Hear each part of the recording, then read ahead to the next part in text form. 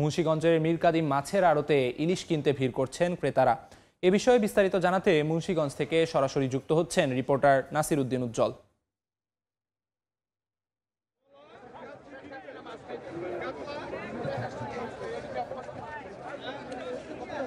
এই অঞ্চলের সবচেয়ে বড় মৎস্য আড়ত এই ধলেশ্বরী তীরের যে মীরকাদিম আড়ত, সেখানে কিন্তু রূপালী ইলিশের ঝিলিক ছড়িয়ে পড়েছে এবং মাঘের এই সকালেই কিন্তু লোকজন ভিড় করছে ইলিশ ঘিরে। কিন্তু ইলিশের সরবরাহ কম দাবি করে কিন্তু দাম বাড়িয়ে দেওয়া হয়েছে এবং এখানে কিন্তু বড় ইলিশ বিক্রি হচ্ছে 2500 টাকা কেজি দরে এবং ছোট আকারের ইলিশ এখানে রয়েছে এবং 400 থেকে দাম কিন্তু 2500 পর্যন্ত ঠেকেছে।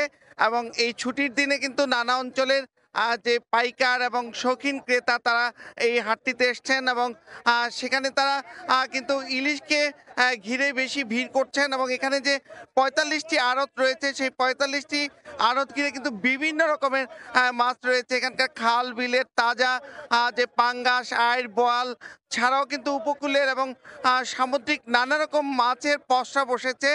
এবং এখানকার যে শতাব্দী প্রাচীন এই হাটটিতে মুন্সিগঞ্জ ছাড়াও কিন্তু নারায়ণগঞ্জ এবং আশপাশ এলাকা থেকে নিয়মিত পাইকাররা এখানে আসেন এবং তারা বলছেন যে নদীতে এখন শীত কুয়াশা বিভিন্ন কারণে তাদের মাছ আরোহণ করতে পারেন কম, সেখানে বাজার চড়া। কিন্তু এখানে ভোক্তারা বলছেন যে মাছের কোনো অভাব কিন্তু বাজারে তারা লক্ষ্য করছেন না এবং প্রচুর মাছের সরবরাহ রয়েছে। তারপরেও কিন্তু মজুদদার এবং সিন্ডিকেট যারা রয়েছেন তারা দাম বাড়িয়ে দেওয়ার জন্য কিন্তু নানা রকম কৌশল করছেন এবং এখানকার যারা আড়তদার রয়েছেন যে তারা বলছেন যে এখানকার যে তাদের সিন্ডিকেট সেটি তারা অস্বীকার করেছেন।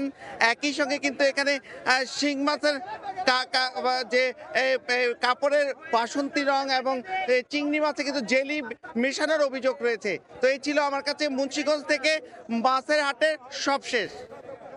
মীরকাদিম মাছের আড়ত থেকে সেখানকার সবশেষ জানাচ্ছিলেন সহকর্মী নাসির উদ্দিন উজ্জ্বল।